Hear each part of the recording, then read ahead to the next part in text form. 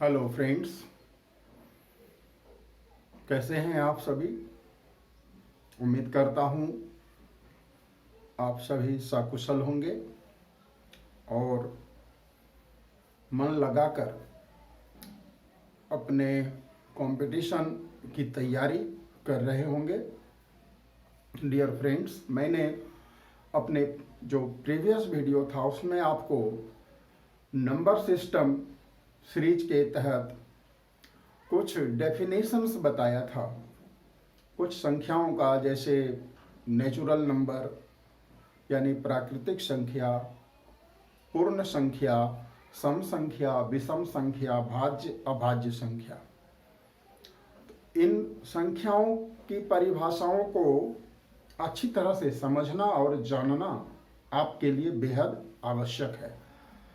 आज इसी कड़ी को हम आगे बढ़ाते हैं। दो तीन तरह के नंबर्स और भी हमारे मैथमेटिक्स में यूज किए जाते हैं, तो पहले जान लेते हैं ऐसे सभी टर्म्स को, उसके बाद हम लोग आज कुछ क्वेश्चन सॉल्व करेंगे। तो चलिए वीडियो को शुरू करते हैं।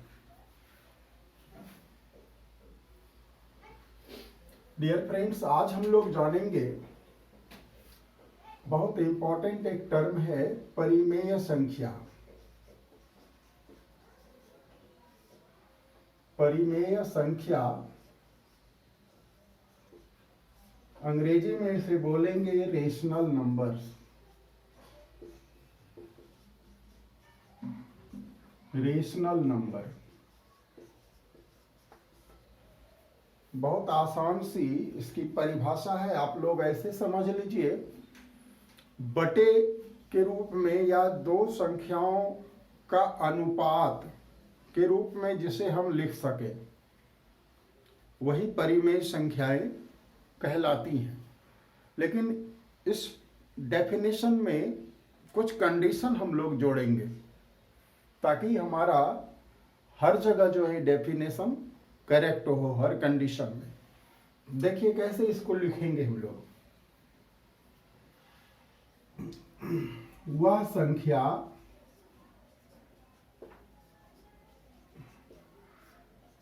जिसे P by Q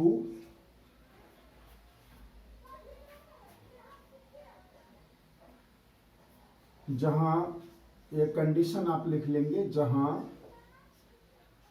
P तथा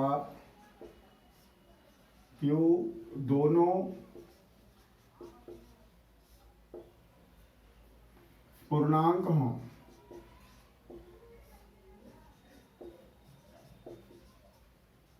तथा Q is not equal to 0। ठीक है, वह संख्या जिसे P by Q के रूप में व्यक्त किया जा सके, P by Q के रूप में व्यक्त किया जा सके।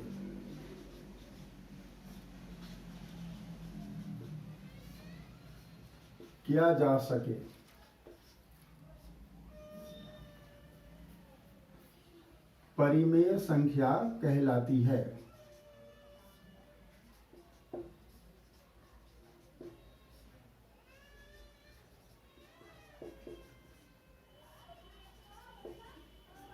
P by Q के रूप में व्यक्त तो की जा सके, लेकिन कंडीशन क्या जोड़ देंगे, जहां P तथा Q दोनों पूर्णांक होंगे। ठीक है, और Q का वैल्यू 0 नहीं होना चाहिए, 0 को छोड़ करके, यानी 0 भी पूर्ण संख्या है, ठीक है, पूर्णांक भी है, तो कहता है 0 नहीं होना चाहिए जी, नीचे 0 नहीं होना चाहिए, ये याद रखना है आपको। ऊपर 0 हो जाए तो काम चलेगा, नीचे में 0 यानी जो डिनोमिनेटर है वह 0 नहीं होना चाहिए, यह याद रखना है। अब देखिए, उसके बाद यहां पर एक शब्द आया था पूर्णांक। ये पूर्णांक को क्या मतलब है? ये पूर्णांक से मेरा मतलब होगा पूर्ण अंक। उसको हम लोग इंटीजर्स बोलते हैं अंग्रेजी में। तो इंटीजर जो है वह, इंटीगर का मतलब होता है अखंड, जो खंड ना हो, जिसके टुकड़े ना हुए हों, पूर्ण हो। जो पूर्ण अंक यानी अंक जो होगा वह पूरा होगा, कटा हुआ टूटा हुआ नहीं होना चाहिए, ऐसा समझ लीजिए। यानी p के रूप में और q के रूप में आप जीरो, q में मतलब जीरो छोड़ देते हैं, ठीक है। तो पूर्णांक के रूप में जो है आप कुछ भी ले सकते हैं, जीरो से लेकर के 1 2 3 4 5 6 7 8, माइनस में भी ले सकते हैं, प्लस में भी ले सकते हैं। लेकिन नीचे में q का मान जो होगा, नीचे यानी जो डिनोमिनेटर होगा, उसमें एक कंडीशन याद रखिएगा कि जीरो ना हो, ऊपर जीरो हो सकता है। तो दोनों बातें याद रखेंगे, पी क्यू दोनों पूर्णांक होना चाहिए, पूरा पूरा अंक होना चाहिए, ठीक है, टुकड़ा नहीं होना चाहिए। चलिए, उसके बाद इसी का अपोजिट होता है अपरिमेय संख्या। अपरिमेय, इसको आप कहोगे इरेशनल नंबर, ठीक है। इरेशनल नंबर बिल्कुल अपोजिट है।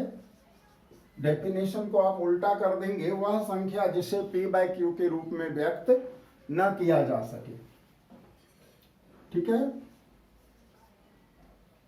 यहां पर मैं कुछ एग्जाम्पल दे देता हूं। आपका एग्जाम्पल के तौर पे आप लिखिए 3/4 -2/3 1/4, इस तरह से एग्जाम्पल आप दे सकते हैं।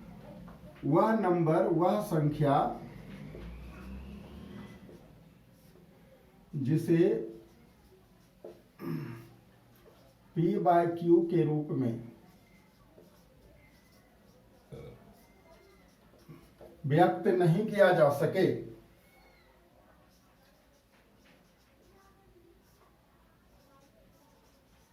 नहीं किया जा सके,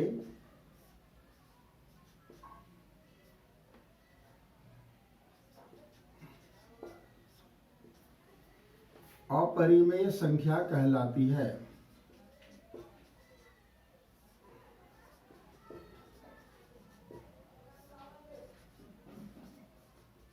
कहलाती है सीधा इसका उल्टा है। यानी अपरिमेय में आप लिख सकते हैं जैसे √3, ये आपका अपरिमेय, जो भी संख्या जिसका पूरा पूरा वर्गमूल ना निकल सके वह सभी अपरिमेय में आ जाएगा। देखो √5, ठीक है, 1/√2, ये देखो, ठीक है, √3/4, √3/2, उसी तरह से पाई, ये जो वैल्यू है पाई का हम लोग लिखते हैं। तो ये सारा क्या है, हमारा अपरिमेय संख्या का एग्जाम्पल्स है। तो डियर स्टूडेंट्स, उम्मीद है परिमेय अपरिमेय आपने जान लिया।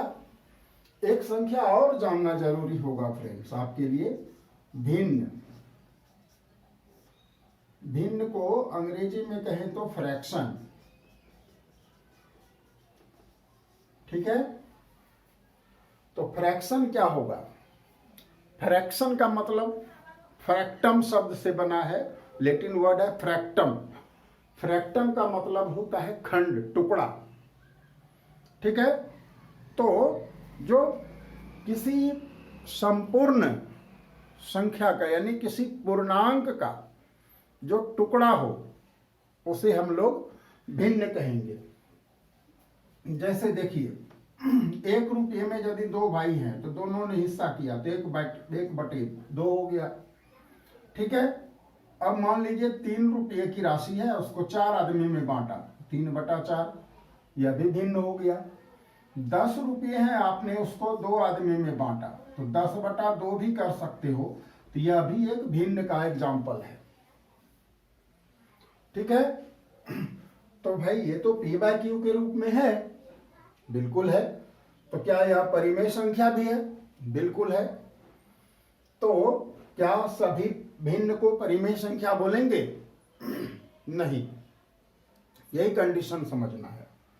देखिए √3/2 यह भी भिन्न है, ठीक है। √3/2 भी तो एक भिन्न है, तो क्या इसको हम परिमेय कहते हैं? नहीं कहते हैं। आपने अभी पढ़ा है कि पूर्णांक होना चाहिए, √3 तो पूर्णांक है नहीं। तो आप वाइस वर्षा याद नहीं रखना कि जितने भी परिमेय संख्याएं हैं, all the rational numbers are fractions, but all fractions are not rational numbers. यानी रेशनल नंबर जितने होंगे सबके सब फ्रैक्शन होंगे, लेकिन सारे के सारे फ्रैक्शन रेशनल नंबर होंगे गारंटी नहीं है, ठीक है। ये कॉन्सेप्ट याद रहना चाहिए। चलिए अब हम लोग ज़्यादा इस पर ध्यान नहीं देंगे, बस एक कॉन्सेप्ट खाली याद रखिएगा और उसके बाद देखिए अब सवाल कैसे बनाएंगे इससे हम लोग। तो आइए अब इससे जुड़े हुए कुछ सवाल को बनाते हैं। आप लोग वीडियो को पॉज करके और इस डेफिनेशन को नोट डाउन कर लेंगे। यदि आपको नोट करने की ज़रूरत महसूस हो रही है तो बेशक आप कर सकते हैं। तो चलिए अब कुछ सवाल बनाते हैं। सवाल नंबर 1 आ रहा है आपके स्क्रीन पर।